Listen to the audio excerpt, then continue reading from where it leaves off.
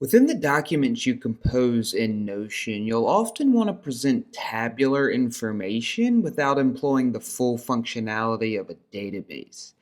And with the table block, you can do just that. So let's explore how to create and customize these simple tables in Notion. So like any other block, you can create a simple table by clicking the plus sign and selecting the table option, or you can type / search for table, and hit enter. And that's going to give you an unformatted empty table 2 by 3. Now, what you can also do is you can convert a table formatted database to a simple table so long as it doesn't have other views configured. And what that means is that you can copy content from a spreadsheet, paste it into Notion, and then convert it to a simple table. So here we have a Google sheet of basketball players, and I'll copy its contents, come back over to Notion, paste, and that's going to give us a conventional Notion database. So I can click on these 6 dots here to reveal the table's menu and choose to turn it into a simple table. And that is going to convert all of its content into this simple table format with the heading already configured. And then conversely, you can convert a simple table to a database from that 6-dotted menu by choosing Turn into Database. So the row heights within your simple table are going to be dictated by the contents of the cells, but you do have full control over the width of the overall table as well as the individual columns.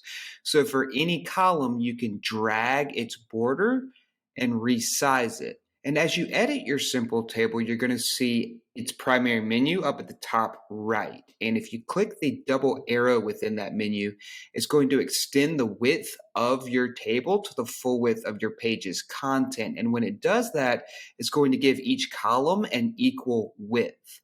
So you may have noticed that when we created a simple table from scratch, it was completely blank with no formatting. But when we converted a database to a simple table, it has this nice shaded header row. So this header row is an option within simple tables, and you also have the option of a header column.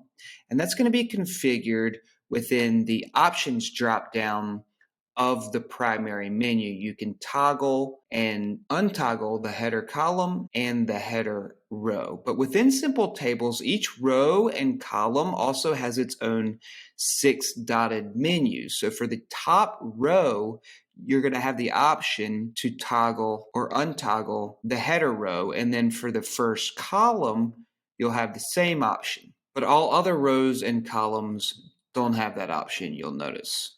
Menus for specific rows and columns also give you the ability to duplicate the row or column, to delete it, to clear its contents, or you can insert another row or column to the left or right of a column or above or below a row. And another way to do that is to hover your cursor over the last column or the last row, and that's going to reveal this bar with a plus sign in it, which you can drag to add more items.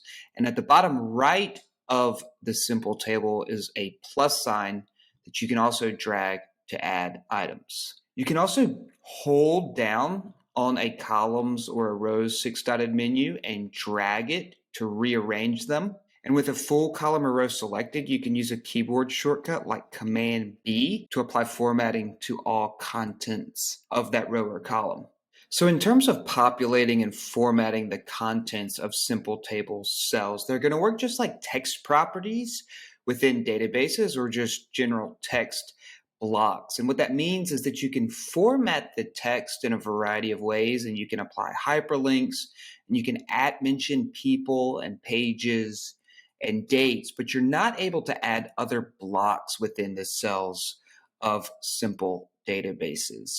So if we tinker with the contents of this database, for example, if we highlight content, we can make it bold, italic, underline, strike through, inline code. We can apply coloring to it, and we can make it a hyperlink.